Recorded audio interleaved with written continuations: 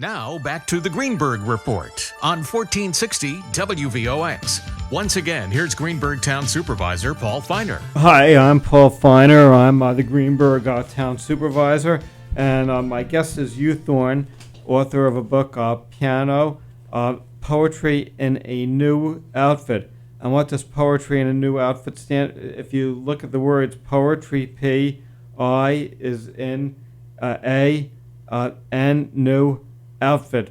So that's P.I.A.N.O, and that's basically what acrotrions are. We were going to talk a little bit about education, and you wrote a section of the book on educating a child. Could you tell us a little bit about that? Right. Educating a child is very instrumental, and every parent and every teacher should somehow encourage kids to learn. Educating a child it's easy because you will be amazed at how they can absorb these things. And the one thing I realize about education is an art. And I want everyone, all listeners, to realize the significance of the word ART. Education is an art. Actively restructures thinking. And that's ART. That's exactly what art does. Actively restructures thinking. And there's all of us to realize there is a little bit of hope in education. It's up to us to inject that hope in education. And what does hope really stands for? It means help others promote education. That is where the hope is. We've got to put a muscle into hope. And by putting that muscle into hope, it makes you realize help others promote education. Now, in educating a child, it takes a commitment. It takes a certain amount of dedication from you. And this is where everyone in life is a teacher. You might be a parent, but remember, you are a teacher also, because you're teaching that child what to do and how to do it and to discern right from wrong. In other words, every child has an aim.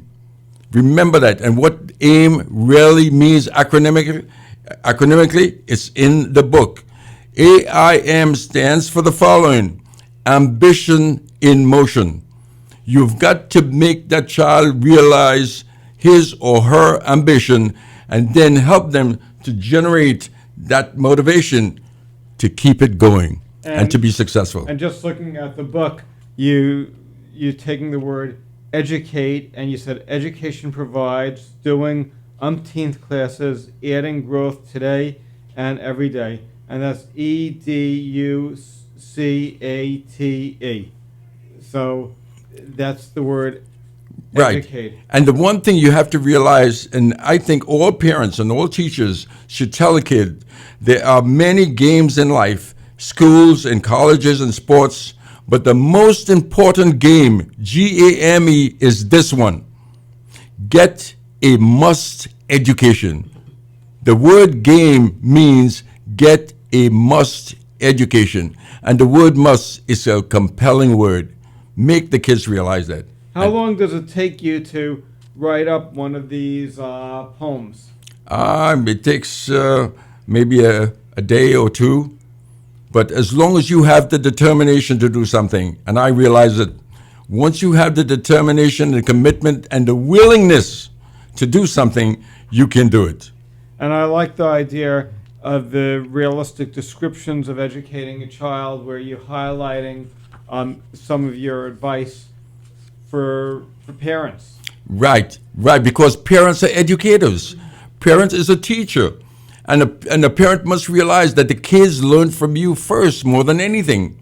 And there's one thing I think the Board of Education should do to all kids in the United States, is to make a kid cannot graduate from high school unless he or she can speak a foreign language. That's right, the world is becoming smaller and smaller. And we have got to realize we have to educate these kids more and more. And as long as a kid can speak a foreign language, it expands the market world and makes Americans more reliable in the market world. That is true.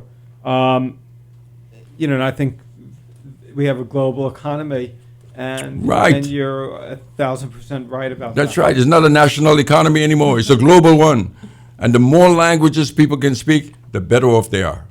Do you speak? How many languages do you speak? No, I only speak the English, fortunately, but I realize this is something we need. It's better late than never. So let's get the kids involved in learning to speak more languages. You also wrote something on spirits. Can you Yes. tell us a little bit about that? Right. The one thing we have to realize is, and sometimes we are not aware of it, the human mind is conscious of the human spirit that lives in each and every one of us.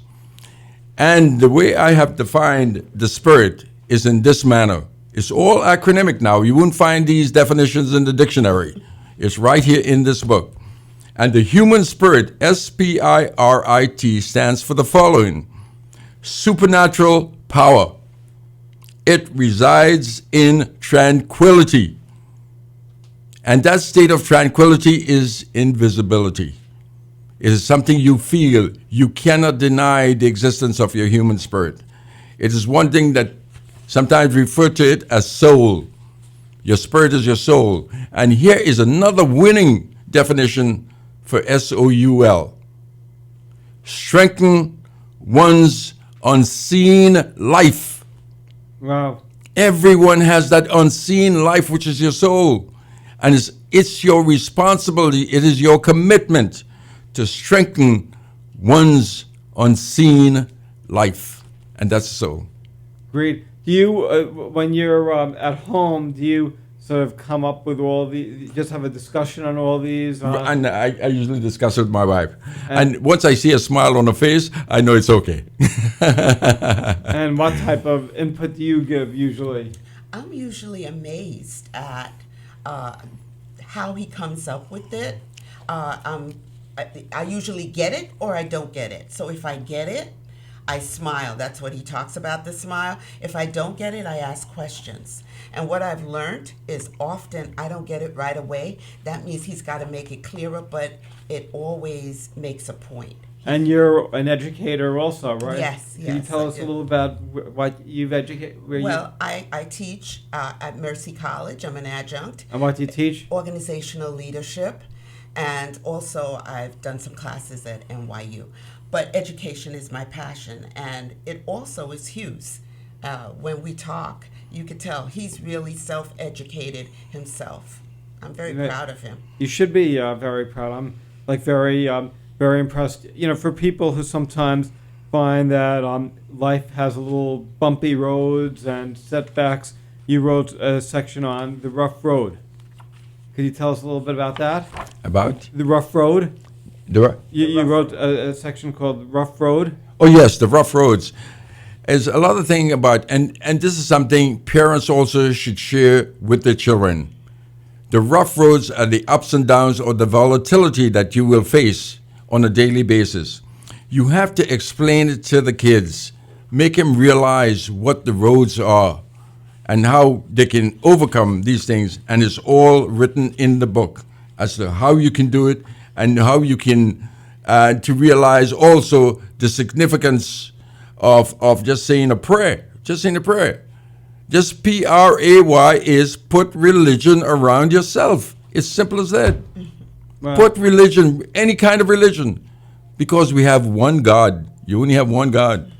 So put that religion, whatever your religion, around yourself to fortify your life and make it much stronger than you think. That is great. We have another break, and then we'll be right back. And we're talking about the book P.I.A.N.O, Poetry in a New Outfit. And it's written by Hugh Thorne. And this is a book that I think a lot of teachers who teach English or poetry would love to assign their students. People could really love it. I'm Paul Feiner. I'm Greenburgh Town Supervisor.